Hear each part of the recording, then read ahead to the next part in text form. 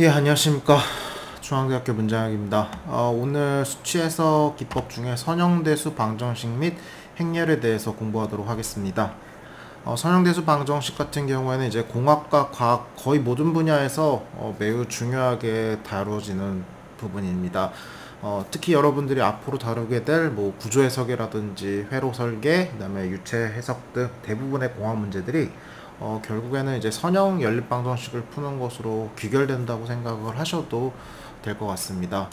저희가 이제 어떻게 보면 이제 선형대수 방정식이라고 하는 것은 기본적으로 앞에서는 이제 저희가 어떤 비선형 방정식 fx 있고 0이라는 거에서 그늘 하나만 풀었다면은 저희는 이제 이런 방정식이 한 개가 아니라 이제 여러 가지 방법이 여러 가지 식이 존재를 하고, 그리고 그 안에 변수들도 여러 개가 존재를 하므로 동시에 해를 만족하는 여러 미지수를 푸는 방정식이 되겠습니다.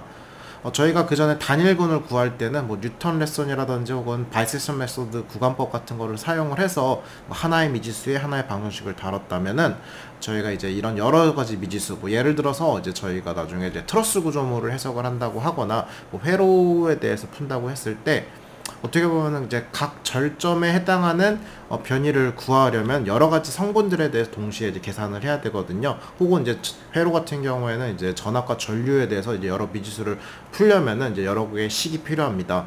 그러다 보니까 저희가 이런 동시에 만족하는 해를 구하는 방정식에 대해서 공부하는 단원이다 라고 생각을 해주셔도 될 것 같습니다. 먼저 기본적으로 저희가 이렇게 총 n개의 미지수가 있고 n개의 방정식을 있는 경우에 대해서 푸는 걸 이야기를 할 거고, 또 이 함수의 형태가 선형인지 혹은 이제 뭐 x의 제곱이라든지 혹은 다른 뭐 sin x와 같은 형태가 포함된 비선형인 건지에 따라서 이제 선형 시스템 혹은 비선형 시스템이라고도 이야기를 하겠지만은 저희가 이번 본 강좌에서는 저희가 어떻게 보면 이제 선형 대수에 대해서만 좀 다룰 거기 때문에 비선형 시스템은 조금 다루지 않을 거다라고도 생각을 해주시면 좋을 것 같습니다. 그럼 선형 대수 방정식이 정확하게 어떤 수식인지를 조금 이야기를 해보도록 하겠습니다. 보통 저희가 일반적인 형태로 이런 식으로 앞에 상수계수와 미지수, 그거에 대한 이제 선형 조합, 그 다음에 마지막으로 상수 B라고 적혀있는 상수 부분에 대해서 좀 이야기를 할 건데요. 이런 식이 이제 여러 가지 총 n개의 식이 적혀 있다라고도 생각을 해주시면 좋을 것 같습니다. 그래서 먼저 A는 이제 상수계수라고 해서 첨자가 이렇게 두 개가 붙어져 있습니다. 첫 번째 인덱스는 저희가 i번째의 방정식이다 라고 생각해 주시면 좋을 것 같고요. 두 번째 인덱스는 첫 번째 해당하는 개수다 라고 생각을 해주시면 좋을 것 같겠습니다. 예를 들어서 a 뭐 2, 3 정도로 생각을 해주시면 두 번째 방정식의 세 번째 개수, 그쵸? x3 앞에 붙어있는 개수다 라고 생각을 해주시면 좋을 것 같겠고요. 이런 개수들 같은 경우에 시스템의 성질이나 특성을 나타낸다고 되어 있는데, 뭐 예를 들어서 저희가 이제 구조물에 대해서면은 고체역학에서 이야기하는 강성 같은 걸 이야기를 할 수도 있고요. 뭐 회로 같은 데서는 뭐 이런 저항값들이 적혀 있을 수도 있다라고 생각을 해주셔도 좋을 것 같겠습니다. 오른쪽 우변 같은 경우에는 저희가 우변에 있는 그냥 단순히 상수라고도 이야기를 합니다. 근데 이것에 대해서 좀 더 이야기를 하자면은 뭐 시스템에 작용하는 외부의 자극이나 힘이다 라고도 생각을 하실 수도 있을 것 같습니다. 뭐 F 이퀄 ma 생각을 하시게 되면은 질량, 가속도, 그 다음에 힘, 이렇게 이야기를 할 수 있는 것처럼 여기에서 외부에 자극하는 외력의 힘을 라고도 이야기를 할 수 있겠고, 혹은 전기 회로에서는 이제 전체 전압에 대해서 외부에서 주어지는 뭐 승합, 감압을 하는 회로에 대한 강압 같은 것들라고도 이야기할 수 있겠습니다. 마지막 세 번째로는 x 같은 경우 이제 우리가 구하고자 하는 이제 미지수다라고도 볼 수도 있겠고요. 총 n개의 미지수가 있고, 이것은 뭐 시스템의 거동이나 응답이다라고도 표현을 할 수 있겠습니다. 또 구조물에서는 이제 변형이 얼마가 됐는지 변이를 볼 수 있겠고요. 회로 같은 데서는 이제 전류나 혹은 전압 같은 경우가 어떻게 흐르고 있을지에 대해서도 이야기하는 부분이다라고 생각을 하셔도 될 것 같습니다. 그래서 마지막으로 이제 n 방정식의 수라고 되어 있는데요. 저희가 사실 미지수의 개수랑 방정식의 개수에 대해서 이야기를 할 때 계속 n개라고만 이야기를 하고 있는데, 뭐 다들 아시겠지만은 n by m 서로 미지수 개수랑 방정식의 개수가 같지 않으면 해를 정확하게 구할 수 없거나 혹은 너무 많은 경우들이 존재합니다.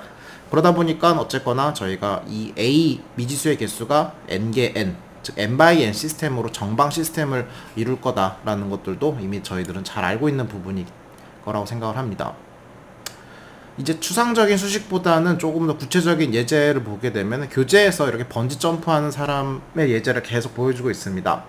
번지 점프하는 총 3명의 사람이 존재를 하고요. 맨 위에 사람은 사람 1, 두 번째 2, 3 이렇게 얘기하시게 되면은 이 사람들이 이렇게 즉 스트레칭이 발생을 했을 때 변이를 갖다가 저희가 좀 구해봐야 되지 않을까라고 생각을 할 수가 있을 것 같습니다. 먼저 훅스 법칙을 따른다 라고 하고요. 뭐 스프링이 선형이라고 가정을 하시게 되면은 저희가 F = KX의 형태를 띠고 있기 때문에 뭐 K는 뭐 스프링 상수라고 이야기하고 X는 늘어난 길인데 첫 번째 사람의 변이는 X1, 두 번째 사람은 X2, 세 번째 사람은 X3다 라고도 볼 수 있겠습니다. 그 다음으로 이제 물리에서는 이제 프리바디 다이어그램, 이제 자유물체도를 그려보시게 되면은 각 성분에 대해서 이야기할 수 있는데 첫 번째 사람 같은 경우에는 아래로 당겨지는 중력의 힘과 그다음에 늘어난 줄의 길이만큼 당겨지는 반대쪽으로 작용하는 장력이 있습니다. 근데 이 사람 같은 경우는 아래쪽으로 당겨지는 줄이 있기 때문에 그 장력도 고려를 해주셔야지 되는데 전체 줄의 늘어난 길이가 전체가 x2만큼 늘어났을 수도 있긴 하겠지만은 x1이 늘어난 만큼 여기는 줄어들었기 때문에 x2 빼기 x1으로 좀 표현을 할 수가 있을 것 같겠고요. 뭐 두 번째 사람도 사실은 중력과 뒤쪽에 작용하는 이 힘과 그대로 반대로 작용하는 장력과 밑에 조금 더 작용하는 이 줄의 장력이 있을 거라는 걸 확인할 수가 있겠습니다. 마지막 사람은 중력과 반대쪽으로 작용하는 장력이 있을 거라는 걸 확인할 수 있겠고요. 즉 이렇게 매달려 있다는 소리는 저희가 모든 게 힘의 평형을 이루고 있을 거다라는 것을 알 수 있고, 혹은 다른 말로는 정상 상태, 스테디 스테이트 상태다라고 가정을 하시게 되면은 첫 번째 사람이 중력, 장력, 그 다음에 뒤로 당겨지는 줄의 장력 부호를 바꿨죠. 이런 식으로 해서 는 0으로 만족하는 첫 번째 방정식을 세울 수가 있겠고요. 뭐 두 번째 사람도 혹은 세 번째 사람도 동일한 형태로 이렇게 방정식을 세울 수가 있을 것 같습니다. 그래서 이렇게 힘의 평형에 대해서 첫 번째 사람, 두 번째 사람, 세 번째 사람에 대해서 식을 세우신 다음에 각 항들에 대해 정리를 해보게 되면은 상수에 해당하는 쪽을 다 우변으로 보내주시고, 사실 이쪽 좌변에 남긴 게 아니라 보내준 거죠. 그런 식으로 정리를 해주시게 되면은 앞에서 이야기했던 A의 개수항과 미지수항, 그 다음에 B의 우항에 있는 상수항으로 다음과 같이 정리가 되는 것을 확인할 수가 있겠습니다. 이렇게 해서 물리적인 문제가 선형대수 방정식으로 이제 변환이 되었기 때문에 저희가 이제 어떻게 보면 이거를 이제 어떤 식으로 풀 건지에 대해서 저희가 이야기를 하는 단원이다 라고 생각을 하셔도 될 것 같습니다. 뭐 예를 들어서 조금 더 하나를 더 준비를 해봤는데요. 저희가 다음과 같은 이제 회로가 있을 경우에도 저희가 회로에 대해서도 이야기를 할 수가 있을 것 같습니다. 뭐 저랑 뭐 본격적으로 회로를 다루진 않을 것 같지만은, 그래서 저희가 2학년 때 배우시는 이제 회로 이론에서 키르이르프 법칙을 생각을 해보시게 되면 총 두 가지 법칙이 있죠. 각 노드에 들어오는 전류랑 들어오는 양과 나가는 전류의 합은 항상 뭐 같다라든지, 혹은 전체 들어오는 전류의 양의 합은 0이다 라고 하는 법칙이 있을 것 같습니다. 뭐 수식적으로는 뭐 전체 시그마 I 전류의 인과 그 다음에 전류의 아웃이 같다 라고도 표현을 하셔도 될 것 같고요. 두 번째 같은 경우에는 뭐죠? 어떤 폐회로가 존재를 할 때 전체 정화 강하는 항상 0이다 라고 하는 에너지 보존 결과가 두 번째 키르이르프 법칙으로 있습니다. 그렇기 때문에 저희가 이런 식으로 총 4가지의 폐회로를 갖다가 구성을 할 수가 있기 때문에 폐회로를 구성을 하시게 되면은 전체 뭐죠? 전류 I1이 4옴을 지나가면서 전압 강화가 발생을 하고 24V의 전압 승합이 발생을 하고, 그 다음에 3옴에 의해서 I1이 감소하는 거, 저항 2에서 I1에 의해서 감소하는 게 있는데 총 합치시게 되면은 9옴에 의해서 I1에 의한 전압 강화가 발생을 합니다. 반대로 전압 승합이 24V이기 때문에 우항으로 보냈기 때문에 여기가 플러스 24고요. 원래 마이너스 9i1이 여기 있었을 건데 넘어가면서 플러스 9i1이 될 것 같습니다. 근데 이제 여기 두 저항에 대해서는 전류가 i1만 이렇게 지나가는 게 아니라 i2랑 i3가 여기에 전류에 영향을 주다 보니까 4옴에 해당하는 i2가 반대 부호로 원래는 전압을 승합시키지만은 부호가 반대쪽으로 넘어가다 보니까 마이너스 4 i2가 되는 걸 확인할 수 있겠고요. 반대로 i3도 전압을 승합을 시켜줬지만은 여기서 반대 방향이기 때문에 마이너스 2 i3가 돼서 이런 전체 폐회로에 대해서 흐르는 전류의 두 번째 키레이르프 법칙을 적용할 수가 있겠습니다. 두 번째 폐회로에 대해서도 동일하게 할 수 있을 것 같은데요. 부호가 여기 좀 전압 플러스 마이너스 반대이기 때문에 마이너스 16V가 감소하는 것을 볼 수 있겠고요. 그다음 전체 I2에 대해서 4옴, 4옴, 6옴, 3옴이 있기 때문에 총 17옴에 대해서 플러스 방향 I2가 존재하는 걸 볼 수 있겠고요. 이쪽 4옴에 대해서 I1만큼이 마이너스로 적용하고 있고, 여기 6옴에 대해서 I3만큼 작용하고 있고요. 여기 3옴에 대해서 I4만큼 컨트리뷰션이 더 추가가 있기 때문에 두 번째 키레이르프 법칙에 의한 전압 보존의 법칙을 적용할 수 있겠습니다. 동일한 방식으로 I3랑 I4에 대해서도 진행을 하면은 다음과 같은 이제 회로 기반으로 전체의 전압 보존의 방정식, 에너지 보존의 방정식을 갖다가 사용을 할 수가 있었고요. 이런 식으로 해서 선형 연립 방정식을 동일하게 구성을 할 수 있다라는 것을 좀 확인할 수가 있겠습니다. 전기 회로가 아무리 복잡하더라도 저희가 이런 선형 소자로만 구성되어 있는 경우 항상 선형 연립 방정식을 구성을 할 수 있겠고요.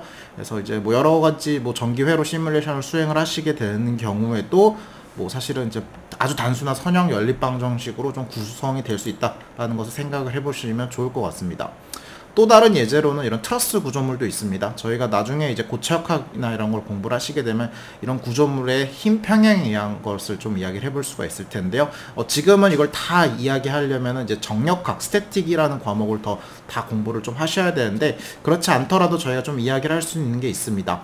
그래서 각 절점 A라는 점을 기준으로 힘 평형에 대해서 한번 이야기를 해볼 수가 있을 것 같습니다. 이 구조물이 움직이지 않을 거기 때문에 전체 힘의 합력은 뭐죠? F = ma, 가속도가 없기 때문에 0이 돼줘야 됩니다. 여기에 힘이 작용하는 게 보면은 이 AB 바에 의해서 작용하는 힘이 있을 것 같고요. 상호작용으로 AC라는 바에 의한 작용하는 힘이 하나 있을 거고요. 그 다음에 이 외력에 의해 4000N에 의한 힘이 작용하는 게 있을 겁니다.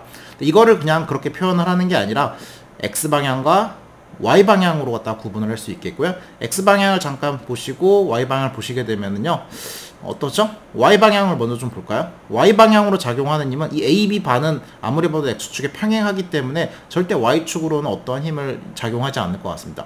이 Y축으로 작용하는 힘은 바로 이 봉이나 바라고 할 수 있는 트러스의 AC 방향에 작용하는 힘이 존재를 할 거고요. 이 힘이 각도가 좀 있기 때문에 그걸 정사형 시켜가지고 Y축으로 투영 시켜주시면 좋을 것 같겠고요. 그 다음에 이 4000N, 25도 기울어져 있는 4000N이 이 Y축에 작용하는 힘이 존재할 것 같습니다. 그렇기 때문에 힘 FAC에 프로젝션 시킨 92% 정도 프로젝션 시킨 힘과, 그 다음에 4000N의 코사인 25도는 이쪽일 거고요. 사인 25도를 한 1690이 이 Y축 방향으로의 힘 평형을 만족을 할 것 같고요. 여기는 X축 방향의 힘 평형이라고 보시면 좋을 것 같습니다.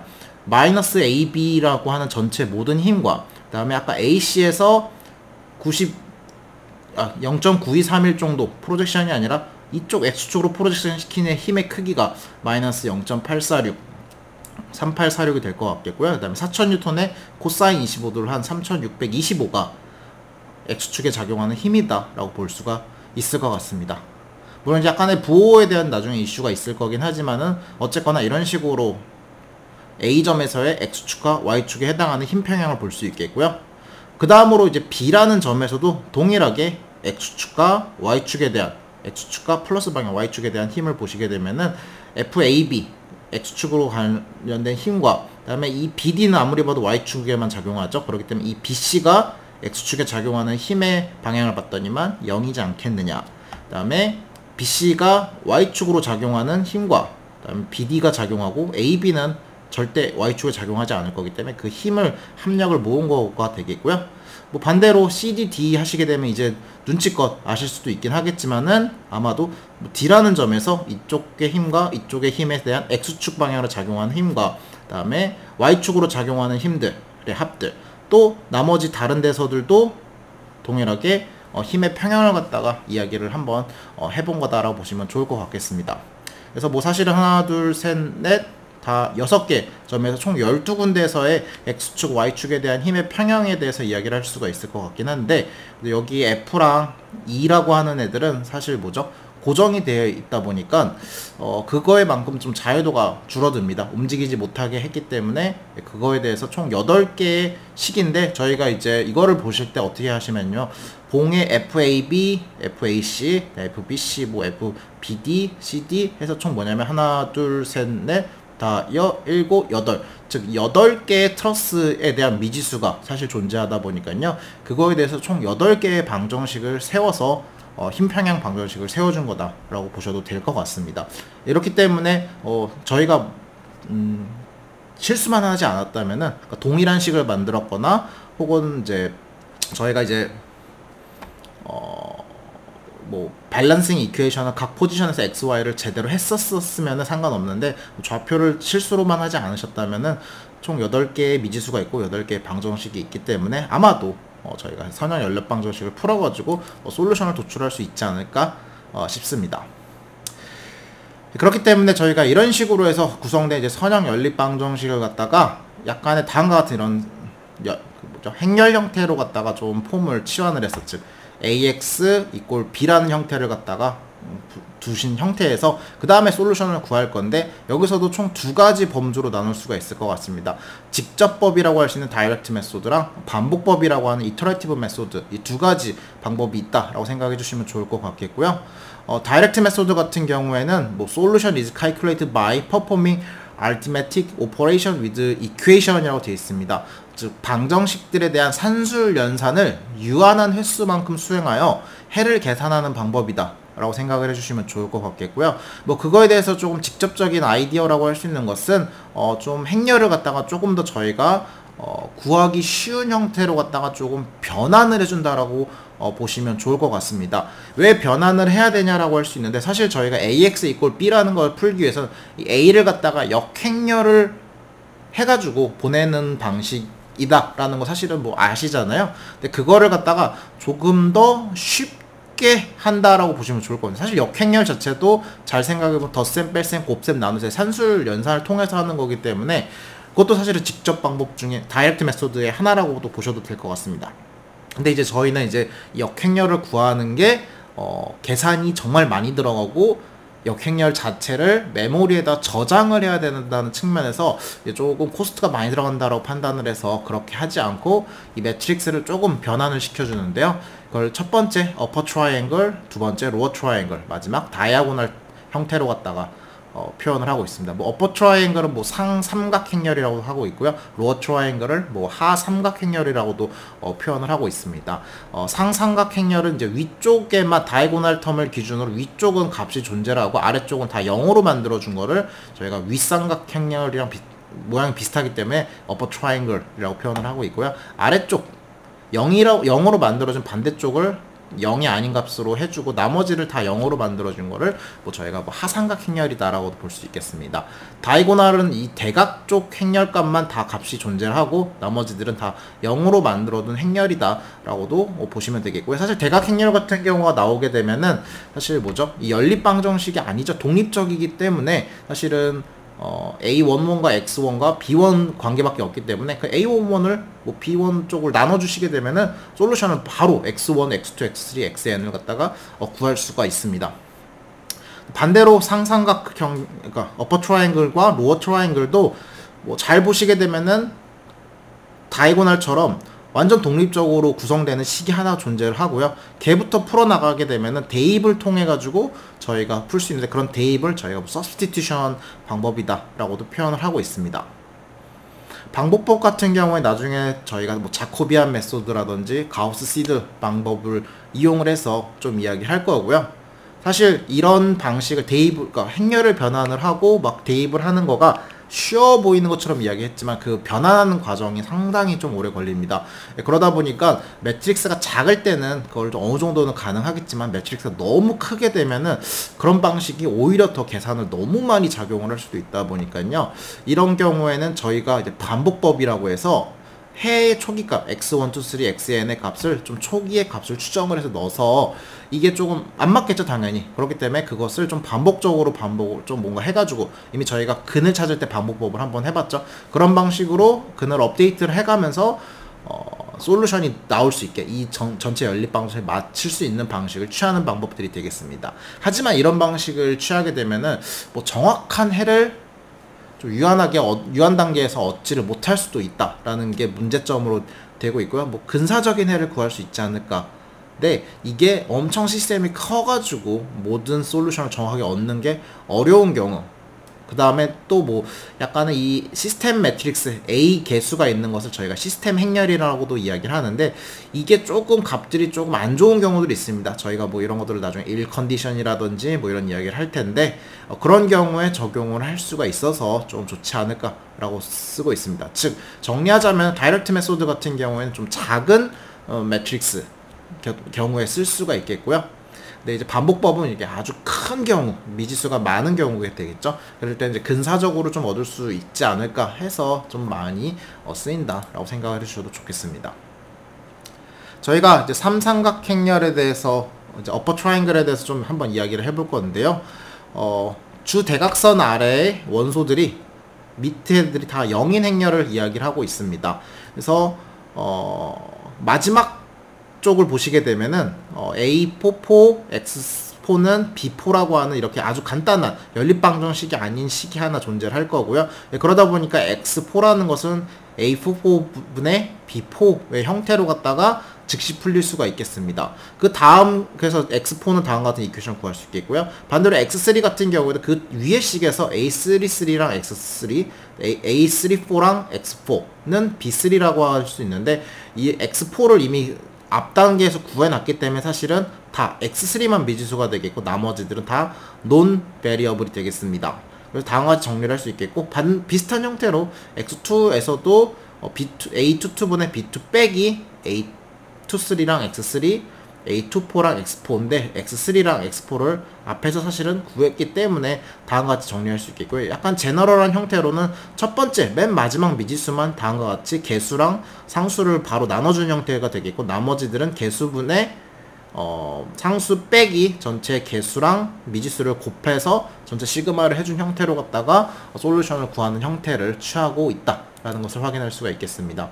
로어 트라이앵글 같은 경우에도 사실은 뭐 동일한 형태를 취한다고 보시면 되겠습니다. 보시게 되면은 제일 첫 번째 방정식이 다른 방정식들과 달리 독립적으로 구할 수 있겠고요. X11은 앞에 개수분의 상수항으로 갖다가 구할 수 있고요. 두 번째부터도 역시나 동일한 형태로 약간 다음과 같이 정리를 할 수가 있다라는 것을 확인할 수가 있겠습니다. 그 다음에 다이고널 같은 경우에, 대각행렬 같은 경우에도 저희가 모든 원소가 대부분이 다 0이기 때문에 사실은 이제는 여기는 뭐 그렇게 크게 고민하지 않더라도 각각의 독립적으로 갖다가 그냥 개수분의 상수로 처리를 하시게 되면은 모든 식을 갖다가 한 번에 구할 수가 있다라는 장점을 가지고 있습니다. 즉 n번의 나눗셈만 있으면은 구할 수가 있기 때문에 저희가 전체 계산의 복잡도를 갖다가 좀 이야기를 할 때 아마도 전체 시스템의 매트릭스 사이즈의 계산이 n 차원, 좀 n의 개수만큼으로 따라오지 않겠느냐라고도 좀 판단을 하고 있고요. 다른 전진 대입법과 후진 대입법도 사실은 뭐 비슷한 방식으로 갖다가 연산의 횟수를 갖다가 조금 한번 이야기를 해볼 수도 있을 것 같은데, 저희가 총 몇 번이죠? 덧셈 뺄셈을 갖다가 조금 판단을 해보시게 되면은 모든 개수를 한 번씩은 다 나눠주셔야 됩니다. 그래서 n개만큼 나눠주는 게 있겠고요. 그 다음에 또 여기 곱하기를 진행을 해주셔야 되기 때문에 무조건 곱하기를 하실 때 n-1개만큼 곱하죠. 그래서 n 곱하기 n-1개의 횟수만큼 곱해주는 게 발생을 해서 전체 n제곱에 비례하는 곱셈과 나눗셈이 사실은 존재를 하고 있고요. 사실 덧셈 뺄셈도 그거랑 동일하게 뺄셈 한 번 있는 것처럼 보이지만은 그 여기서는 뭐 한 번도 없지만은 여기서 한 번, 여기서는 두 번, 여기서는 세 번 해서 저희가 뭐죠?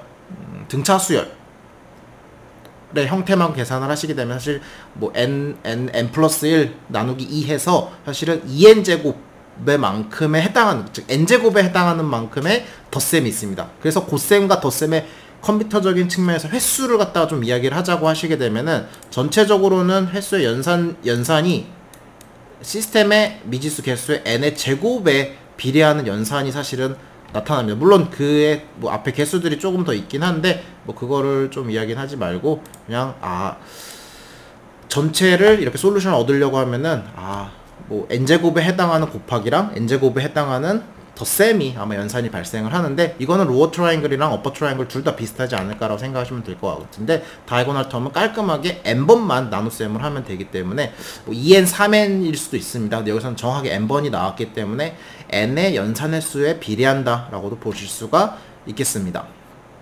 예, 그러다 보니까 저희가 이제 이런 횟수 연산적인 측면에서 사실은 다이고널 텀을 갖고 있으면은 저희가 선형 연립 방정식을 푸는 데 있어서 연산을 확 줄일 수 있다라는 장점도 있습니다. 물론 이제 이런 매트릭스를 얻는 거가 사실은 이제 좀 약간 어불성설이죠. 이미 저희는 복잡한 시스템을 다루고 있었었는데 선형적이긴 하지만은 연립 방정식을 얻으신 다음에 사실 이 과정 하는 데까지는 연산이 사실은 동일하게 들어갑니다. 그러니까 즉 앞에서 이야기했던 상삼각, 하삼각처럼 연산이 동일하게 들어가지만은 만약에 그 매트릭스의 매니플레이션이라고 표현을 할 건데요. 저희가 이런 매트릭스 매니플레이션을 갖다가 효율적으로 할 수 있거나 혹은 기존에 한번 해놓은 거를 또 사용을 할 수 있다고 하면은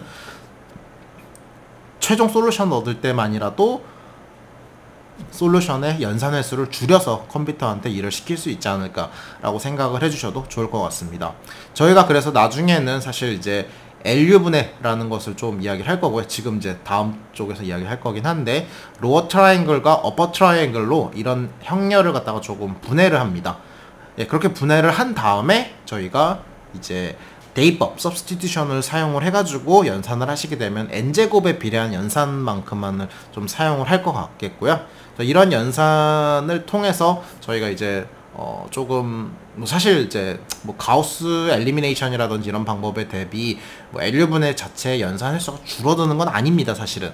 그래도 저희가 만약에 시스템의 형태가 동일한데 이 외력이라고 할 수 있는 이런 상수 부분만 바뀌게 됐을 때 앞에서 사용했던 LU분해를 그대로 가지고 와서 n제곱의 연산만을 통해서도 솔루션을 얻을 수 있거나 혹은 다이고널 텀으로 변경을 해주셨으면 이 b값만 변했을 경우에 저희가 그걸 다시 활용을 해서 n번의 연산만으로도 솔루션을 구할 수가 있기 때문에 앞에서 이런 행렬 분해라는 과정에서 들어간 연산은 기존의 역행렬을 구하는 거랑 뭐 동일한 연산 횟수가 들어갈지라도 저희가 이런 대입법을 통해서 연산을 할 때 조금 연산 횟수에 대한 이득이 있지 않느냐, 그래서 이를 통해서 저희가 좀 이런 선형대수를 사용을 한다라는 것들도 기억을 해주시면 좋겠습니다.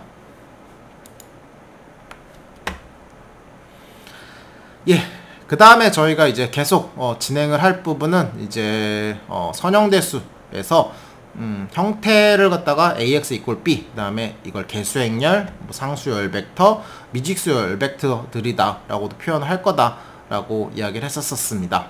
그래서 저희가 이제 뭐 대표적으로 지금은 이제 3x3의 행렬 코에피션트가 될 거고요. 그 다음에 기억을 해주셨으면 하는 게 이 시스템의 특성을 갖다가 이야기를 한다라고 보시면 되겠습니다. 즉 어떠한 시스템, 저희가 아까 회로도 그렸고 아까 구조물 트러스를 그렸는데 그런 형태들에 대해서 시스템이 구성이 되는 거고요. 이 오른쪽에서는 아까 뭐 4000N을 준다든지 혹은 회로에서도 24V, 뭐 16V 전압을 하는 건전지 같은 전압을 승합시켜주는 외력들이 존재하는 것들만 존재하는 건데, 그거를 만약에 바꾸면 이쪽만 바꿔주면 되겠고요. 회로 자체가 그림이 변하지 않았거나 트러스 구조물의 형태가 고정이 돼 있었으면은 이 왼쪽에 해당하는 이 시스템 행렬이라고 하는 쪽은 그대로 변하지 않고 있다라고 기억을 해주셨으면 좋겠습니다. 저희가 뭐 이런 행렬 형태로 갖다가 구성을 하는 게 문제의 본질을 갖다가 좀 예쁘게 표현을 할 수도 있다라는 것도 있겠고요. 그 다음에 뭐 여러가지 선형대수 이론을 적용을 해서 빨리 문제를 풀 수 있다라는 장점들도 있겠습니다. 그다음 선형대수 방정식을 이제 어떻게 풀 건지에 대해서 한번 좀 이야기를 해봐야 되지 않을까 싶습니다. 저희가 선형대수 같은 경우에 기본적으로 ax equal b 형태를 갖고 있고, 알지브레이크 어프로치 측면에서는 앞에다가 a의 역행렬을 곱해가지고 양변 똑같이 곱해주면은 이 항등식이 유지가 되죠. 그리고 a의 역행렬과 a가 만나게 되면은 아이덴티티 매트릭스 단위 행렬이 되기 때문에 ix는 그대로 x가 될 거고요. 그 다음에 이 역행렬과 b를 곱해가지고 진행을 해주시면은 뭐 구할 수가 있습니다. 근데 그런데 이제 문제가 있다라고 하면은 이게 과연 효율적인 방법일까라는 부분이 있습니다. 사실 역행렬 계산에 대해서 좀 고민을 한번 해보셔야지 되는데요.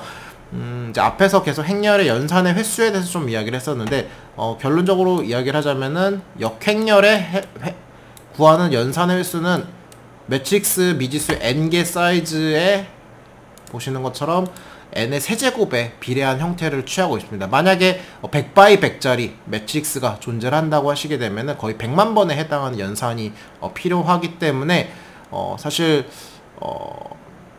너무 많은 컴퓨터한테 부담이 들어갑니다. 사실 이제 앞에서 얘기했지만 다이렉트 메소드 같은 경우에는 저희가 n세제곱이라고 했지만은 100 x 100짜리라고 했지만 10 x 10짜리는 그렇게 연산이 컴퓨터한테 부담이 되지 않기 때문에 중간 사이즈 매트릭스에서는 사실 크게 문제가 없지만은 n이 점점 커지면 커질수록 연산의 차이가 커지다 보니까 저희는 이 n세제곱에 비례하는 연산 횟수를 앞에서 보셨던 것처럼 n제곱 혹은 크게는 n까지 떨어뜨려가지고 연산 횟수를 줄여서 컴퓨터한테 부담을 줄이는 게 사실은 이 단원의 핵심이다 라고 보시면 되겠습니다.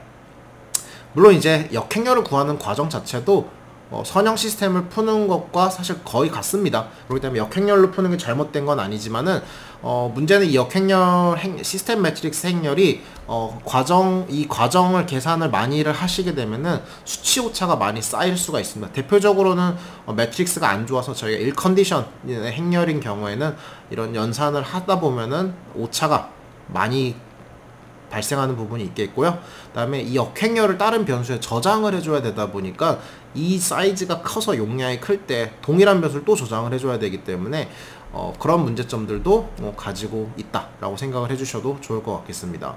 그래서 이럴 것보다 더 좋은 효율적인 방법들이 앞에서 이제 뒤에서 이야기할 뭐 가우스 엘리미네이션 기법이라든지 그다음에 LU분해, 그다음에 이터레티브 메소드들이 되겠습니다. 가우스 엘리미네이션 같은 경우에는 이제 저희가 어퍼 트라이앵글 형태로 이제 변환을 해가지고 최종적으로 후진 대입을 통해가지고 구하려고 하고 있고요. 연산 자체는 n의 세제곱에 해당하는 연산이지만은 역행렬보다는 그래도 조금 적은 계산입니다. 약 한 3분의 1 정도의 연산을 좀 줄여줄 수가 있는 방법이 있고요. 그 다음에 LU분해 같은 경우에는 A 매트릭스를 로어 트라이앵글과 어퍼 트라이앵글로 분해를 해서 씁니다.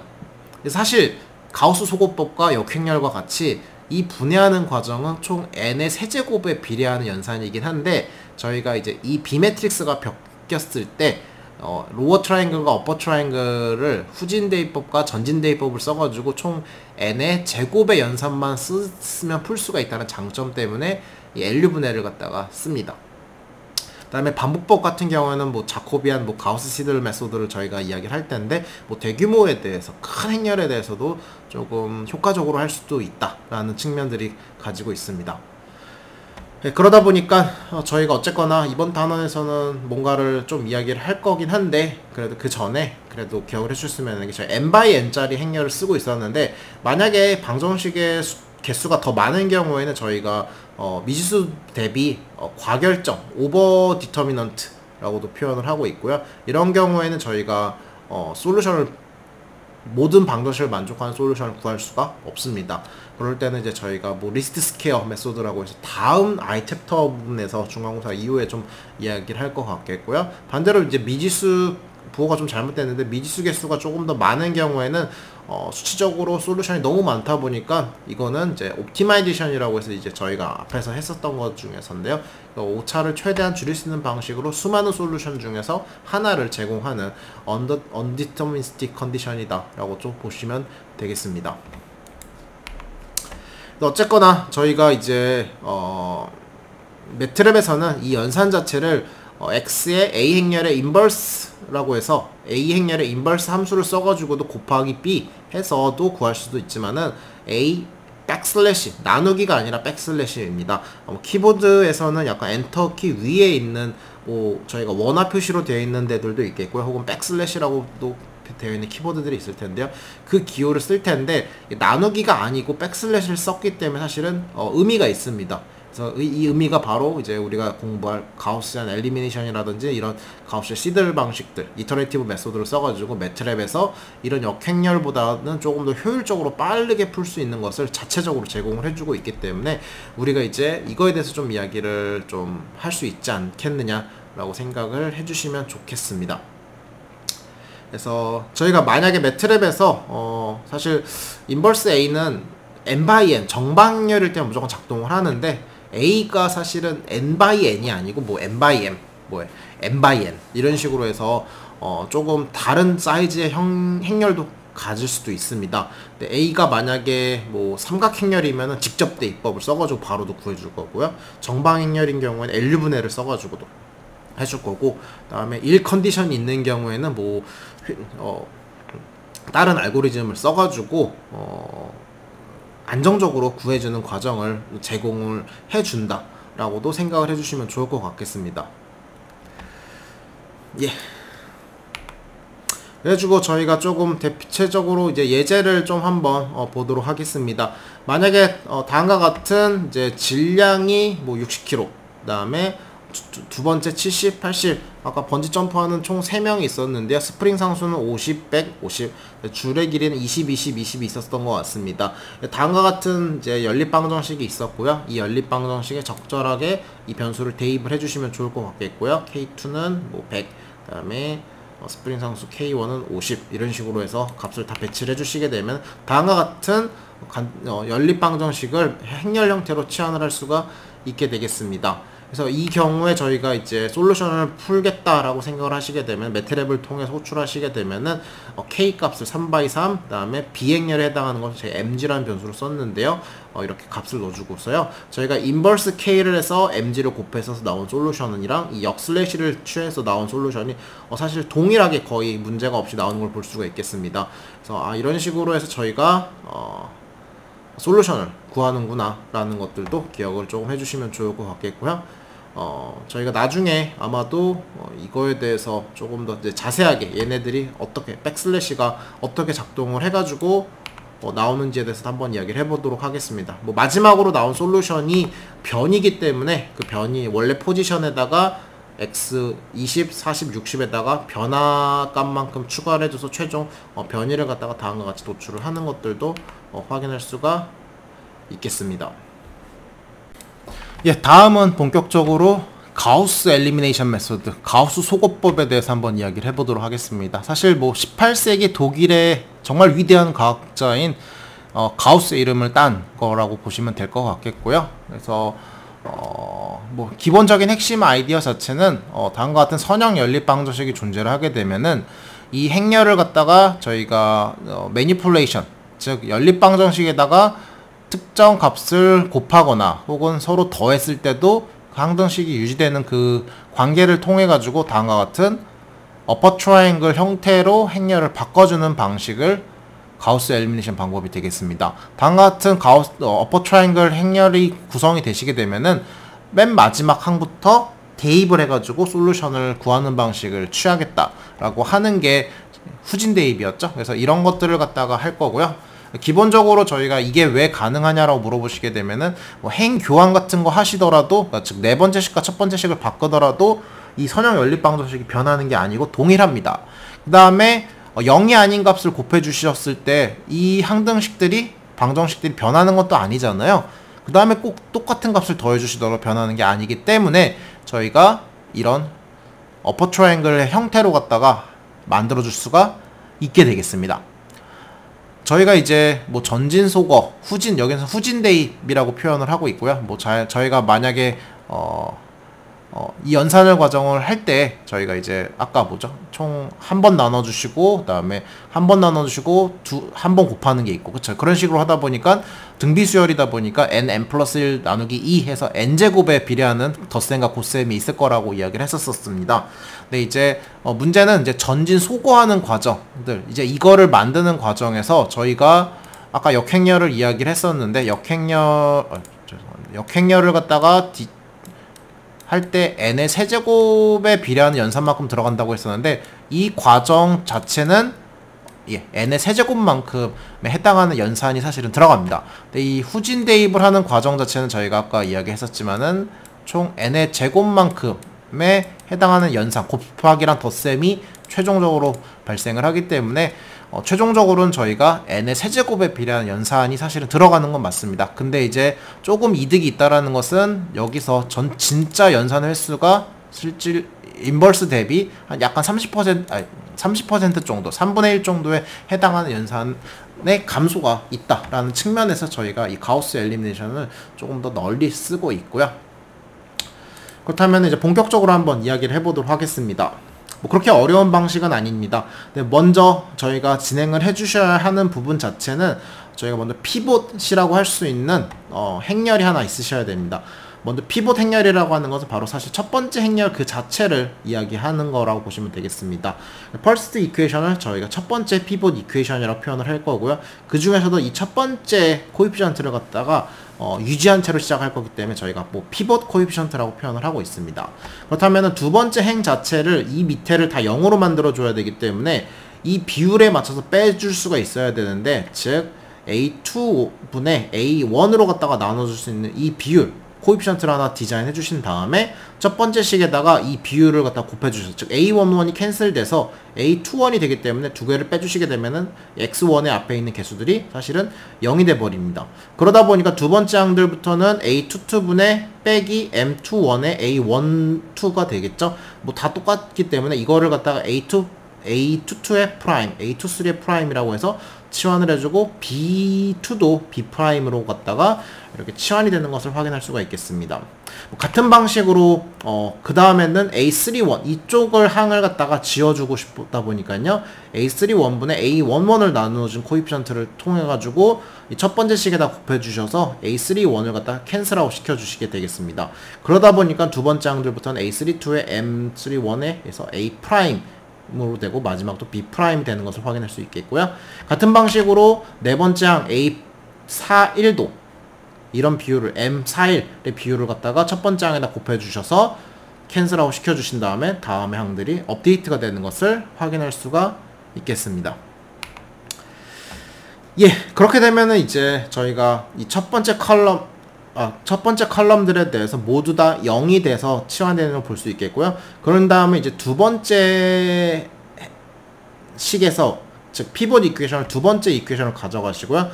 두 번째 코에피션트 A22의 프라임이 됐죠. 그래서 얘를 갖다가 피봇 코에피션트로 정의를 해주신 다음에 이제 이 밑에를 갖다가 동일한 방식으로 제거를 해주겠습니다. 위의 식은 더 이상 손대지가 않겠습니다. 그러다 보니까 두 번째 식도 결국에는 이런 A22 프라임분의 A32 프라임으로 갖다 비율을 갖다 해주시고 이 두 번째 식에다가 곱해 주셔서 여기를 캔슬아웃 시키시고 여기를 더블 프라임으로 업데이트 해주시고 여기도 더블 프라임 A43도 똑같이 M42라고 하는 코에피션트를 갖다 선언해 주셔서 A42가 돼서 서로 캔슬 시켜주시고 이쪽을 빼주셔서 각각 더블 프라임으로 갖다가 진행을 하실 수가 있겠습니다.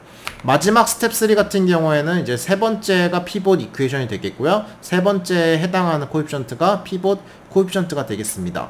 동일한 방식으로 비율을 곱해주셔서 이 마지막에 해당하는 이 부분을 지워주셔서 A 여기 트리플 프라임, B 트리플 프라임으로 돼가지고 식이 정리가 돼서, 즉 저희가 가우스 엘리미네이션, 즉 포워드 엘리미네이션 부분이 끝나는 것을 확인할 수가 있겠습니다. 사실 이 계산을 하는 과정에서 덧셈과 곱셈을 몇 번 수행을 했는지에 대해서 카운팅을 조금 해주셨으면 하는 게 개인적인 바람이고요. 그래서 이런 식으로 진행을 해주신 다음에 저희가 총 연산 횟수에 대해서도 판단을 해주시면 좋지 않을까 싶겠습니다. 그래서 이제 여기서 이렇게 왔기 때문에 앞에서 계속 이야기했었지만 백 서브스티튜션을 통해 가지고 솔루션을 구할 수가 있겠습니다. 그래서 이걸 전체적으로 랜드스케이프를 보시게 되면은 전체 피봇 로우라고 하는 피봇 이퀘이션이 존재하겠고요. 근데 피봇 엘리멘트를 해서 밑에를 다 지우시고 두 번째도 피봇을 정해주시고 지워주시고 피봇을 정하시고 지워주시고 해서 다음과 같은 어퍼 트라이앵글 이퀘이션을 갖다가 갖는 형태로 갖다가 치환을 해주는 것을 볼 수가 있겠습니다. 저희가 그렇다면 이 예제를 갖다가 통해 가지고도 한번 여러분들이 문제를 풀어보셨으면 좋겠고요. 그래가지고 저희가 만약에 이거를 갖다가 이제 가우스 엘리미네이션을 수행을 하셔가지고 제가 조금 보여줄 수 있는 형태로 갖다가 가지고 왔었으면 좋았을 것 같은데 조금 깜빡하고 안 가지고 온 것 같습니다. 그래가지고 조금 그냥 결과적으로 보시게 되면은 다음과 같은 첫 번째 행렬은 그대로 존재하지만은 어퍼 트라이앵글이 구성이 될 거고요. 그 다음에 나누기 하시면은 x4는 0.5, 그 다음에 여기 0.5 넣어주셔서 1 넘어 11에다 3분의 11 뭐 이런 식으로 해서 솔루션이 제가 조금 살짝 잘못 적었었나요? 0.5니까 9 되네요. 그래서 맞습니다. 3 나오고 있고요. 또 넣어주셔서 4 더 넣어주시면 2 나온 형태를 취하는 과정을 이런 방식을 취하고 있다 라고 좀 생각을 해주시면 좋겠습니다. 그렇다면은 다음 예제에서도 좀 보시게 되면은 다음과 같이 매트릭스가 있는데 저희가 이제 AX equal B 형태에서 뭐 이제 가우스 펑션을 써가지고 한번 이 문제를 풀어보라고 하는 것 같습니다. 즉 가우스 펑션을 갖다 만들라라는 뜻이 될 거고요. 그 다음에 앞에 예제를 갖다가 한번 풀어봐달라 라는 뜻이 되겠습니다. 어쨌거나 매트릭스에 대해서 저희가 AX equal B 있으면 연산을 진행을 해야 되는 매트릭스가 이제 n by n이 아니라 B까지 포함으로 해야 되다 보니까 이거를 저희가 뭐 아규먼트 매트릭스라고 해서 좀 확자 행렬이라고 표현을 하고 있습니다. 이 확자 행렬을 그대로 가지고 가서 뭐 저희가 나누기 하시고 곱하기 하실 때 그 행렬을 다 매니플레이션 동일하게 진행을 해서 최종적으로 이렇게 마지막 개수 행렬 값 하나랑 그다음에 상수 값이 하나가 나올 수 있게 진행을 하는 과정을 하시고 백 서브스티튜션을 진행을 하는 게 저희가 가우스 엘리미네이션 방식이 되겠습니다. 그래가지고 이제 코드를 좀 한번 보시게 되면은요, 저희가 이제 가우스라는 함수에서 A랑 B, 즉 시스템 매트릭스 A랑 외력에 해당하는 B 열 벡터만 이렇게 받으시면 될 것 같겠고요. 이 두 개를 가지고 와서 컬럼 벡터로 만들어 주셔도 될 것 같습니다. 혹시 제가 A, B가 이렇게 하면은 앞에서 보신 이런 확자 행렬이 될 거라고 했는데 안 되시면은 세미콜론을 붙여 주셔도 될 것 같습니다. 그래서 먼저 이렇게 해서 주고 사이즈에서 로우 칼럼과 로우랑 칼럼의 개수를 갖다 체크를 해주시면 좋을 것 같겠고요. 전체 연산의 개수에 대해서 좀 생각을 해보셔야 되는 게 전체 1번부터 마지막 거는 할 필요가 없죠. 그렇기 때문에 1번부터 전체의 로우 개수의 한 개가 부족한 만큼은 포문을 돌리면서 진행을 하겠습니다. 그러니까 첫 번째 식, 두 번째 식, 세 번째 식, n-1번째 식까지 진행을 포문이 돌아가면서 피벗을 할 것 같고요.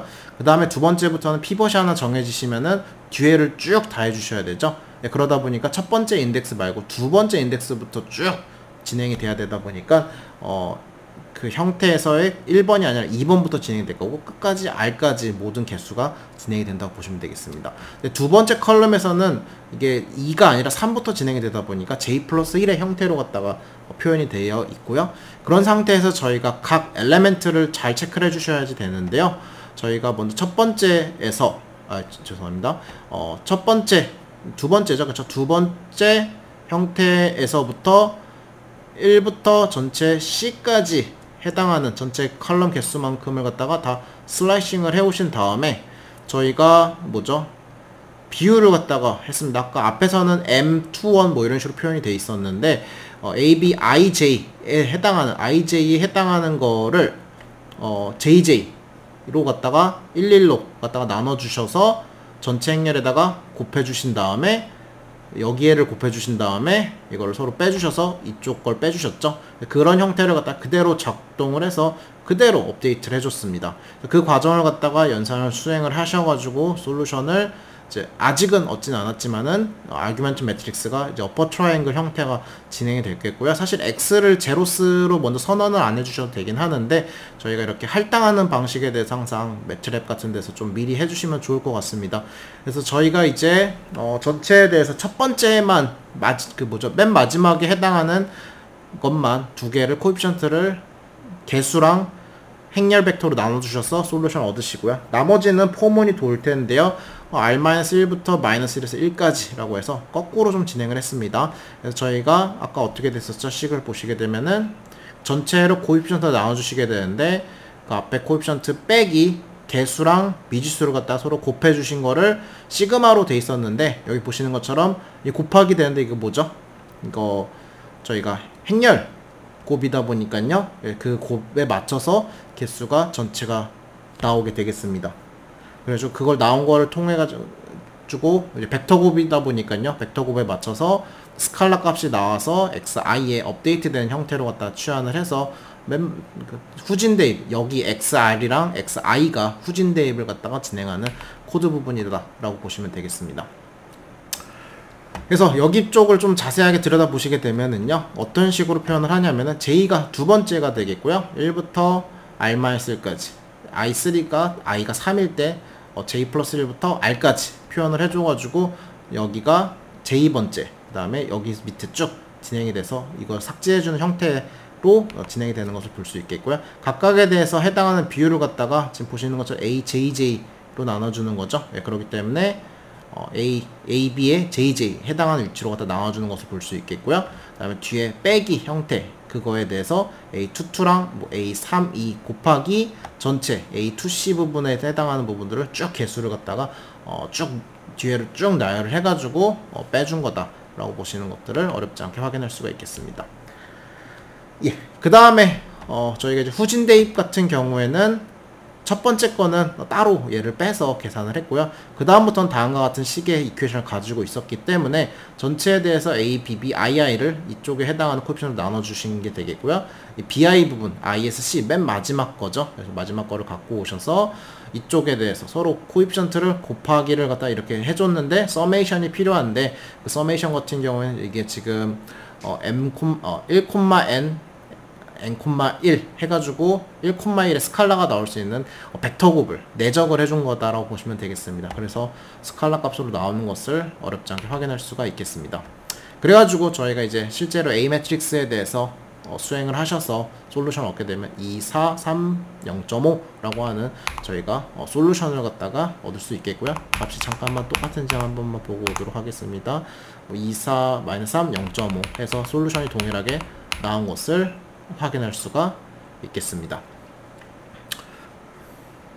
이렇게 해서 솔루션을 도출을 한 다음에 사실 이제 제일 좋은 자세는 여러분들이 뭐 문제를 푸셨더라고 할지라도 동일합니다. 사실은 이제 어떻게 보면 솔루션 A가 나왔잖아요. 그러니까 사실 저희가 했던 게 AX = B이기 때문에 이제 X를 구해왔기 때문에 이 솔루션 값을 여기 X에 넣어주시고 A랑 곱해신 다음에 진짜 B랑 동일하게 나왔는지, 저희가 이거는 뭐 프리딕션이라고 할 수도 있잖아요. 프리딕션이랑 실제 B 값이랑 비교를 해서 이거를 뭐라고 하죠? 저희가 에러 혹은 뭐 레지듀얼이라고 표현을 할 수 있잖아요. 이거를 갖다 판단을 해보실 수도 있습니다. 사실 여러분들이 이렇게 계산이 나와서 솔루션이 뭐 그렇게 어렵지 않게 잘 나온 것처럼 느끼실 수도 있긴 한데 수치적인 오차 때문에 저희가 2, 4, -3 뭐 이런 식으로 값이 사실 제대로 나온 게 아닐 수도 있습니다. 약간의 실질적으로 오차가 존재할 수 있기 때문에 그 오차도 한번 플러스를 해보셔서 저희가 이런 오차가 이렇게 나올 수도 있구나 라는 것들도 생각을 해주시면은 저희가 수치 해석에서 이제 오차를 공부했던 부분에 대해서도 사실 이제 꽤 많이 여러분들에게 도움이 되는 시간이지 않을까 라고 생각을 할 수가 있습니다. 실제로 매트랩에서 구하신 솔루션에다가 이제 마우스 커서를 잃어버려가지고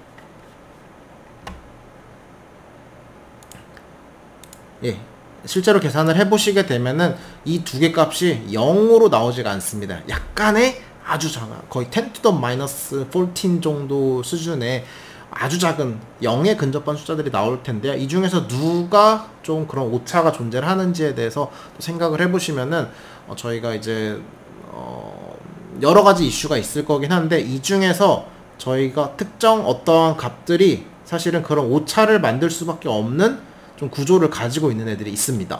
그래서 그런 애들을 좀 판단을 한번 나중에 저희가 할 거고, 그걸 좀 극대화해서 왜 오차가 발생하는지에 대해서도 저희가 좀 이야기를 하지 않을까 생각을 하고 있습니다. 그렇다면 저희가 이제 왜 가우스 엘리미네이션 메소드 자체가 조금 약간의 문제가 있는 경우들이 있습니다. 저희가 이제 피봇을 진행을 하면서 필요한 엘리멘트를 지웠는데, 피봇을 하려고 했던 엘리멘트가 0인 경우에 대해서 저희가 0으로 못 나누잖아요. 그래서 이런 경우에 저희가 뭔가 알고리즘적으로 대처를 해줘야지 됩니다. 사실 그래서 이거에 대해서 사실은 좀 어려운 건 아닌데, 0인 게 나오면은 0이 아니네로 치환을 위치를 바꿔서 이 피봇을 그대로 진행할 수 있게 하는 거가 사실은 있다라고 생각을 해주시면 좋을 것 같겠고요. 그래서 나중에 좀 뒤에 이제 예제가 나올 거긴 한데 저희가 이제 이런 0이 나오는 경우에는 이제 0이 아닌 다른 식과 조금 식의 위치를 바꿔가지고 처리하는 방식을 취할 예정입니다. 근데 꼭 0이 아니더라고 할지라도 이게 상대적으로 너무 0에 근접하게 작은 값이 있습니다. 그러면 저희가 0으로 나누면 뭐 사실 무한대로 가듯이 너무 작은 값으로 나누시게 되면 그 값이 좀 너무 큰 값이 되면서 행렬 A라는 매트릭스, 시스템 매트릭스가 값이 되게 좋았었던 애를 조금 되게 큰 값이 이상하게 들어가서 수치적인 오차가 좀 크게 발생을 할 수 있게 만드는 문제점들이 생길 수가 있습니다. 그게 바로 이제 저희가 수치적 불안전성에 대해서 이야기를 할 수밖에 없다 보니까요. 즉 저희가 이 피보팅을 갖다가 하고자 하는 이퀘이션과 피봇 엘레멘트가 조금 봤을 때 좀 값이 너무 작거나 혹은 0에 근접하거나 이런 경우에 있어서는 피봇을 가장 큰 숫자로 하면 어떨까라는 생각을 하게 되겠고요. 그걸 가장 큰 숫자로 먼저 피봇을 식을 선정하는 것 자체를 진행하는 것을 저희가 조금 수정된 가우스 소거법이다 라고 또 생각을 해주셔도 좋겠습니다. 그래서 뒤에 조금 보시게 되면은요, 저희가 만약에 다음과 같은 시스템을 가지고 있다라고 하시게 되면은요, 사실 첫 번째 식이 그대로 존재하고 이 두 번째 식만 이제 저희가 피보팅을 통해 가지고 진행을 해주셔야 됩니다. 근데 이제 저희가 이렇게 0.04입니다. 0.003 해가지고 곱하시면 1440인데 이걸 첫 번째 식에다 곱하셔가지고 값이 나오시고 그쵸? 그 다음에 이 식을 두 번째 식과 빼가지고 첫 번째 식이 캔슬아웃 될 수 있게 해주셔야 되는데 약간의 저희가 소수점 넷째 자리까지만을 좀 정확하게 카운팅 하다 보니까 다음과 같이 0이 되지 않고 값이 조금 남는 경우를 보시는 것처럼 확인할 수가 있겠습니다. 그러다 보니까 저희가 원했던 결과가 안 나왔다라는 것을 조금 확인할 수 있겠고요. 그 다음에 뭐 여기서 한번 더 진행을 해가지고 또 저희가 이런 것들 진행할 수 있겠고, 사실은 이게 0이 됐었어야 되죠. 그래서 x2를 0.9994로 해서 대입을 해서 0.03333이 됐었어야 되는데 이제 그러다 보니까 이렇게 되게 되면은 저희가 x2는 사실 솔루션이 1, 그러니까 첫 번째 거는 어느 정도 근사적으로 맞을 수가 있긴 한데 두 번째 거가 x1이라고 하는 거가 여기 x1을 무시하고 후진 대입을 그대로 진행한 겁니다. 그런 경우에 33이라고 하는 꽤 크게 거의 한 3배 이상 차이가 나잖아요. 이런 식으로 약간의 안 좋은 상황들이 발생하는 걸 볼 수가 있습니다. 사실 저희 매트랩에서는 이렇게 소수점 넷째 자리까지만 고려하진 않다 보니까 사실은 이런 오차가 사실은 많이 발생은 하진 않습니다. 이 정도 숫자 가지고는. 근데 이제 이거보다 뭐 10의 마이너스 한 7, 8제곱 정도로 작은 값들이 만약에 앞에 개수로 붙어 있다라고 하시면 0으로 보긴 좀 애매하지만은 0에 근접한 숫자들이 이렇게 존재를 해서 이런 나눗셈을 진행을 할 때 오차가 커지는 거겠죠. 뭐 10의 8제곱 같은 게 나올 수도 있는데 그러면 저희가 생각한 거랑 다른 결과들이 조금 나올 수가 있겠는데 이런 경우에 대해서 이것을 해결하는 방법에 대해서 조금 사람들이 많은 고민을 해봤었고요. 그러다 보니까 뭐 예를 들어서 이렇게 순서를 바꿔줬습니다. 이 수식을 그냥 그대로 순서만 뒤바꿔가지고 똑같이 진행을 하니까 이제 첫 번째 식이 피봇 이퀘이션이 되겠고 이쪽에 피봇 행렬이 되겠습니다. 그래서 그거의 코에피션트 비율은 이 0.0003 나누기 0.4321이 돼서 0.006943이 돼서 곱하기를 진행을 해서 솔루션이 나왔고요. 그걸 곱하기를 하다 보니까 이번에는 x1이 정확하게 다 캔슬아웃이 돼서 x2에 대해서 나오면서 솔루션을 갖다가 x2는 이렇게 해서 1 나오고 그걸 대입을 하시게 되면 10이 나오는 것을 볼 수가 있겠습니다. 즉 작은 값으로 피보팅을 하시는 것보다는 이렇게 큰 값으로 피보팅을 했더니만 소수점 넷째 자리까지만 동일하게 고려를 하더라도 솔루션이 거의 오차 없이 잘 수렴하는 것을 볼 수가 있어서요. 저희가 즉 이것을 고려를 했을 때 피봇 행렬 값의 피봇 엘레멘트 개수 값은 큰 거를 먼저 하는 게 수치적으로는 안정할 수 있겠구나 라는 것을 생각을 하게 됩니다. 그렇기 때문에 저희가 이제 바로 이 피보팅 전략을 통해 가지고 가우스 엘리미네이션을 진행을 한다 라고 보시면 되겠습니다. 이런 예제를 보시게 되면은 피봇 행렬이 첫 번째가 0이기 때문에 저희가 이것을 진행을 할 수가 없습니다. 0으로 나눠 주셔야 되는 문제점들이 있기 때문에요. 이거를 갖다가 이런 일이 발생을 하는 경우에 있어서는요, 행렬에서 수식을 바꿔줍니다. 여기선 누구로 바꾸냐라고 물어보시면은 가장 큰 애로 나누는 게 좋기 때문에 4랑 2 중에 사실 누가 올라가도 어느 정도는 계산이 되지만 그런 바꾸더라도 가장 큰 애랑 순서를 바꿔주기 때문에 두 번째 식과 세 번째 식을 위치를 바꿔줘가지고 피보팅을 진행을 하면 되겠고요. 여기는 어차피 0에 근접하거나 0이기 때문에 연산을 한번 생략을 하고 지나갈 수도 있겠고요. 뭐 비율이 뭐 하면 0이기 때문에 사실 뭐 아무런 변화를 할 필요 없이 진행할 수 있잖아요. 그렇기 때문에 이런 식으로 해서 익스체인지 로우를 해가지고 피보팅을 하는 방식이 존재를 하겠다라고 생각해 주시면 되겠습니다. 예, 그래서 저희가 이렇게 큰 행렬이 존재를 할 때 첫 번째는 이제 피봇을 해서 엘리미네이션을 잘 진행을 했는데 두 번째 보시면 어떻죠? 이게 드디어 0은 아닌데 이렇게 0에 근접한 값이 나오는 경우들이 존재를 하겠습니다. 그래서 이런 경우에는 저희가 여러 가지 전략들이 있긴 하겠지만은 가장 큰 값, 예, 마이너스 155 절대적으로 값이 크기 때문에 이 두 행렬을 갖다가 서로 이렇게 바꿔주는 방식을 취해가지고 큰 피보팅 값이 있기 때문에 이제 이쪽을 다 안전하게 가져갈 수 있다라고 생각할 수 있겠거든요. 이런 식으로 로우만 바꿔주는 것을 저희가 사실 이제 저희는 이제 피보팅이라고 할 건데 이걸 파샬 피보팅이다 라고도 좀 표현을 하고 있습니다. 이렇게 파샬 피보팅을 하는 것 말고도 사실은 저희가 이제 풀 피보팅이라고도 할 수 있는데요. 이게 값 자체를 갖다가 로우만 바꾸는 게 아니라 이렇게 행을 바꿔서도 진행을 할 수 있습니다. 그래서 행을 바꾸셔도 사실은 크게 문제가 없잖아요. 2랑 5랑 바꾸는 거죠. 그래서 5랑 2가 됐기 때문에 이런 방식으로도 해서 진행을 할 수가 있는데 이렇게 해서도 순서도 바꿔주고 그러면 이제 거의 열과 행에 대해서도 수치적으로 안정적인 것을 가져갈 수가 있기 때문에 좋습니다. 하지만은 이게 계산적으로 반복이 왔다 갔다가 많다 보니까요. 사실 실무에서는 파샬 피보팅을 좀 표준적으로만 쓰고 있지 이렇게 풀 피보팅을 거의는 사용하진 않는다라고 생각을 해주시면 좋을 것 같겠고요. 계산 비용 대비 사실 효과가 그렇게 크지가 않기 때문에 사실은 이 순서가 바뀌더라도 나누기 하는 위치에서 이미 충분히 이제 파샬 피보팅 한 거에 의해서로도 문제가 해결이 되기 때문에 이렇게 풀 피보팅 자체에 대해서는 또 그렇게까지는 많이 사용이 되지는 않는다라는 것도 기억을 해주시면 좋겠습니다. 그래서 조금 더 이제 앞에서 봤던 이 트러스 예제에 대해서 한번 이야기를 해보도록 하겠습니다. 저희가 총 8개의 미지수가 있었고 8개의 이퀘이션이 있었습니다. 그래서 이거를 갖다 다음과 같이 시스템 매트릭스 A랑 그 다음에 외력에 의한 B 매트릭스 외력이 하나밖에 없기 때문에 이쪽에 X축 뭐 이게 아마 Y축으로 이만큼 X축이 이만큼 작용하는 힘인 것 같은데요. 이런 식으로 식을 정리를 할 수가 있을 것 같은데 여기서도 딱 보이시죠? 여기가 바로 0이다 보니까요. 이거를 갖다가 피보팅을 하고 시작을 해야겠구나 라는 것을 느끼실 수가 있으실 것 같습니다. 그렇다면 저희가 이제 어떻게 진행을 하고서 해야 될지에 대해서 솔루션이 뒤에 있으실 텐데 좀 한번 코드를 보면서 이야기를 해보도록 하겠습니다.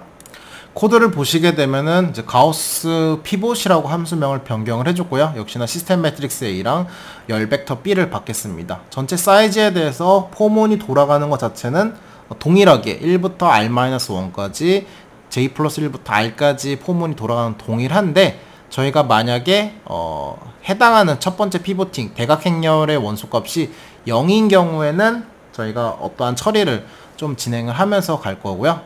그래가지고 어떤 처리를 할 거냐면은 A, B, K, J가 0이 아닌 경우 그래서 로우 컬럼이 이제 0이 아닌 경우에 대해서만 저희가 잠깐 순서를 바꿔줄 겁니다. J번째 있던 전체 슬라이싱 하는 거를 잠깐 템포에다 넣어주겠고요. 그다음에 K번째 있는 로우에서 스와핑을 잠깐 해줍니다.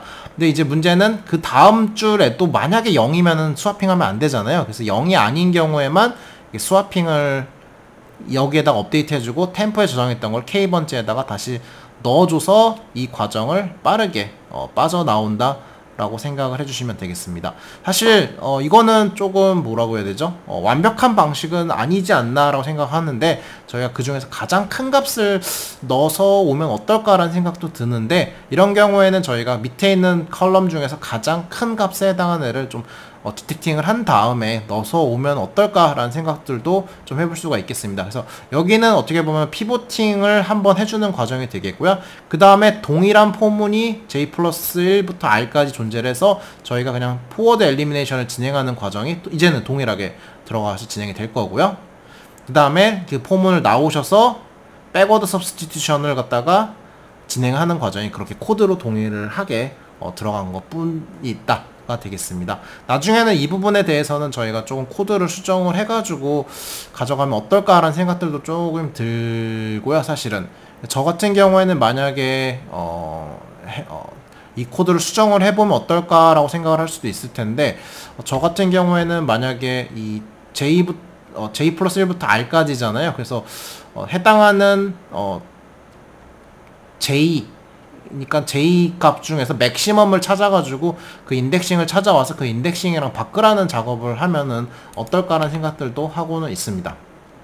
그래서 저희가 만약에 다음과 같은 솔루션이 매트릭스가 있고 A랑 B를 타이핑한 다음에 가우스 피벗 하시게 되면은 다음과 같은 이런 솔루션들이 나오는 것을 볼 수 있겠고요. 각 트러스에 걸리는 힘이라고 보시면 될 것 같습니다. 그래서 그 힘들이 다음과 같이 구해줄 수 있겠고, 여러분들이 나중에 정역학 문제 같은 거를 푸는 경우들이 올 텐데, 이런 경우에 이런 식으로 해서 솔루션을 사실은 선형대수로 구할 수 있구나 라는 것들도 기억을 해주셨으면 좋겠는데, 나중에는 아마도 이걸 그냥 푸시진 않을 거고요. 이 매트릭스가 너무 크죠. 8x8이었던 걸로 기억을 하는데 8x8을 여러분들 계산기로 갖다가 수업 시간에는 풀 수가 없기 때문에 이거를 갖다가 좀 축약해서 풀 수 있는 다른 방법들도 아마 정력학적인 측면에서 공부를 하지 않을까 싶습니다. 그 다음에 마지막으로 여러분들이 잠깐 더 이야기할 부분은 이제 가우스 조단 엘리미네이션이 되겠습니다.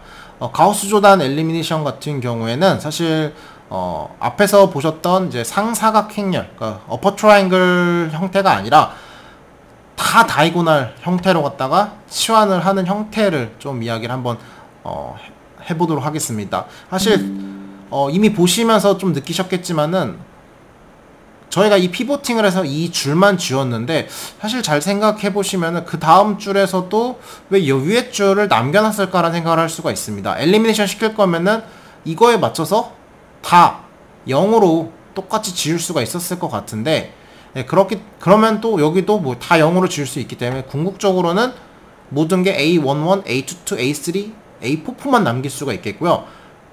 각 줄에서 A11을 나눠주셔서 1로, A22를 나눠주셔서 1로, A33를 나눠서 1로 해서, 즉 이렇게 다이고널 아이덴티티로도 만들 수가 있게 되겠습니다. 사실 이렇게 만들어지시게 되면은 이쪽이 다 아이덴티티 매트릭스가 되기 때문에 사실은 왼쪽에 시스템 매트릭스가 더 이상 의미를 갖지 않고 이 과정을 거치시게 되면은 솔루션이 그대로 나오는 장점을 가지게 되겠고요. 이것을 저희가 뭐 가우스 조단 메소드가 되겠습니다. 그래서 기억을 해주셨으면 하는 게, 이 시스템 이퀘이션이 제너럴 폼을 갖고 있을 때 단순한 매니플레이션을 통해서만으로 다이고널 형태로 노멀라이즈 하셔서 푸는 방식이다 라고 보시면 되겠습니다. 그래가지고 저희가 이 프로시저를 자체를 보시게 되면은 피벗 방정식의 정교화, 그래서 먼저 노멀라이제이션이 필요합니다. 그래가지고 저희가 뭐 가우시안 엘리미네이션처럼 진행을 하실 때 어쨌거나 피봇하는 애 자체도 먼저 정교화를 갖다가 한번 시켜주셔야지 되겠고요. 그래서 먼저 진행을 하시라고 하면은 A11으로 이쪽을 다 나눠주셔서 여기 1로 만들어주고 시작하면 어떨까 싶고요. 1로 만들어졌기 때문에 밑에를 지우는 비율을 갖다가 그렇게 어렵지 않게 행을 디자인을 하실 수도 있겠고요. 그 다음에 나머지도 역시나 두 번째도 1로 만들어주시고 위아래 다 지워버리고, 이런 과정을 거칠 수가 있게 되면은 사실 저희가 가우시 엘리미네이션과 사실은 그렇게 크게 차이가 나지 않은 방식을 취하면서도 솔루션을 구할 수가 있게 되겠습니다. 그래서 가우시 조단 프로시저 같은 경우엔 다음과 같은 형태가 되면서 구해지는 방식이다 라고 기억을 해주셨으면 좋겠습니다. 그렇다면 좀 예제를 보면서 한번 이야기를 해보도록 하겠습니다. 저희가 앞에서 이런 시스템 매트릭스를 가지고 있었을 때 저희가 이거를 이제 아규멘트 매트릭스로 이제 A랑 B를 확장을 해서 디자인을 하신 다음에요. 먼저 첫 번째 행을 갖다가 다이고널 피봇형을 갖다가 노멀라이즈 해주셔야 되기 때문에 4로 전체로 다 나눠주신 다음에, 그 다음에 뭐죠? 이 밑에 항들을 지우셔야겠죠? 그렇기 때문에 전체 식에다가 마이너스 6 곱해주셔서 빼주시고 두 번째 항이 이렇게 되겠고요. 여기다가 마이너스 1을 곱해주셔서 전체 항을 해주셔서 빼주시고, 마이너스 12를 해주셔서 빼주시면은 이렇게 항들이 날라가겠고, 여기 마이너스가 필요 없겠네요. 그래서 이렇게 해주셔서 빼주시면 다음과 같이 가우스 조단 엘리미네이션 진행하는 거랑 동일하지만 먼저 피보스 엘리멘트를 노멀라이즈 해주는 과정이 하나가 추가가 된 거가 되겠습니다. 두 번째도 역시나 동일한 방식으로 4기 때문에 얘를 노멀라이즈 4로 나눠주셔서 1로 바꿔주신 다음에 이번에는 밑에만 캔슬아웃 시키는 게 아니라 위에도 같이 0.5배 해주셔서 캔슬아웃 시켜주시고 또 캔슬아웃 해서 모든 항들을 다 0으로 만들어주시면 되겠습니다. 그 다음에 세 번째 피봇 같은 경우에도 3이기 때문에 그 값 자체를 3으로 나눠주셔서 먼저 노멀라이즈 해주신 다음에 위에를 다 캔슬아웃 시키기 위해 해당하는 비율로 곱해주셔서 이렇게 지워주는 방식을 취할 수 있겠고요. 마지막으로 네 번째 항을 또 4로 나누셔서 노멀라이즈 해주신 다음에 위에를 갖다가 다 그 해당하는 비율만큼 캔슬아웃 시켜주셔서 이런 식으로 풀어주시면 되겠습니다. 그렇게 되면은 최종적으로 저희는 이 과정만을 거쳐서 진행을 했는데도 솔루션이 나오는 것을 이제 확인하실 수가 있겠습니다. 예. 어쨌거나 이런 식으로 이제 가우스 조단 엘리미네이션을 통해 가지고 저희가 이제 이렇게 문제를 풀 수 있겠고요. 좀 살짝 빼먹고 언급을 하지 못하긴 했지만은 사실 이 가우스 조단 엘리미네이션을 진행하는 과정 중에서 사실은 저희는 어떻게 보면은 역행렬을 구해 왔다라고도 볼 수도 있을 것 같습니다. 그래서 저희가 이런 매트릭스를 갖다 이렇게 10000 진행을 해주시면서 각각의 이런 행렬 비율을 갖다 남겼을 때 사실은 그 나머지 값들이 역행렬 그 자체이기도 한데 저희가 아직 인버스 오브 매트릭스 쪽은 이제 뒤에서 좀 다룰 거기 때문에 이 부분에서는 좀 살짝 지나가도록 하겠습니다. 그렇다면 이제 저희가 이제 진행을 해야 될 파트 중에서는 실제로 코드 부분을 좀 한번 이야기를 해보도록 하겠습니다. 저희가 이제 가우스 조단 같은 경우에도 이제 동일하게 가우스 엘리미네이션과 같이 이제 피봇 엘리멘트 자체가 0인 경우거나 혹은 너무 작은 경우에는 그 피봇 원소를 적용해서 쓸 수가 없습니다. 그렇기 때문에 당연한 거겠지만 파셜 피보팅을 갖다가 해줄 건데 이 중에서 이제 절대값이 가장 큰 피봇을 좀 선택을 해서 진행을 하겠습니다. 그래서 그 코드가 좀 수정된 부분을 좀 같이 볼 거고요. 가우스 조단을 진행을 할 때 있어서 기억을 해주셨으면 하는 게 똑같이 i부터 r까지 그 다음 j 플러스 1부터 r까지 포문이 동일하게 돌아가는데 피봇 이퀘이션 자체에서 저희가 보셨으면 하는 게 지금 이 해당하는 원소 자체가 0과 같지 않아야 되겠고요. 그 다음에 그 중에서도 absolute value k번째 i j번째가 지금 저희가 jj에 해당하는 것보다는 컸으면 좋겠다. 두 개를 다 만족을 해주셔야지 될 것 같습니다. 그러면은 그것 중에서 즉 j 플러스 1부터 r까지 돌아가면서 0이 아니면서 우리가 지금 하는 피벗 엘리멘트보다 큰 거가 있으면은 그 큰 값을 업데이트를 가지고 와서 진행을 할 거고요. 그 해당하는 인덱싱을 좀 K 피보팅 인덱싱을 좀 수정을 해서 K번째를 갖고 오겠다라는 거가 되겠습니다. 그래서 모두 쭉 스크리닝을 쭉 하면서 11 말고 뭐 12, 21, 뭐 31, 41, N1까지 쭉 돌아다니면서 보면서 그 중에서 가장 큰 피보팅 행렬을 이렇게 포문을 돌면서 한번 스크리닝을 했고요. 그리고서는 저희가 K 피보팅이 실제 현재 J랑 같지 않은 경우에는 저희가 이제 드디어 이제 이거 수정하는 작업을 거쳐가지고 컬럼을 바꿔주는 거가 되겠습니다. 그리고서는 이제 그거의 피보팅 비율을 갖다가 지금 코에피션트로 갖다가 먼저 노멀라이즈 해주는 과정이 하나 필요할 것 같겠고요. 1부터 R까지 하셔서 이번에는 전체를 다 빼주는 거기 때문에 해당하는 것을 빼주는데 자기가 1인데랑 나머지 0인데들은 영향을 안 받을 거기 때문에 실제 내 값에서 그 비율만큼을 갖다가 빼주신 거에 대해서 앞에 비율이 필요 없죠. 그 다음부터 이제 그대로 자기 비율을 갖다가 곱해버리셔가지고 빼주시면은 형태가 업데이트가 돼서 최종적으로 솔루션이 나오는 것을 볼 수가 있겠습니다. 저희가 이제 이런 식으로 이제 가우스 소거법이랑 가우스 엘리미네이션까지 조금 가우스 소거법과 가우스 조단 엘리미네이션 메소드까지 저희가 이야기를 한번 해봤고요. 다음 시간에 조금 계속 이어서 LU 분해라든지 혹은 이제 다른 선형대수 방정식에 대해서도 좀 이야기를 해보도록 하겠습니다. 예, 수고하셨습니다.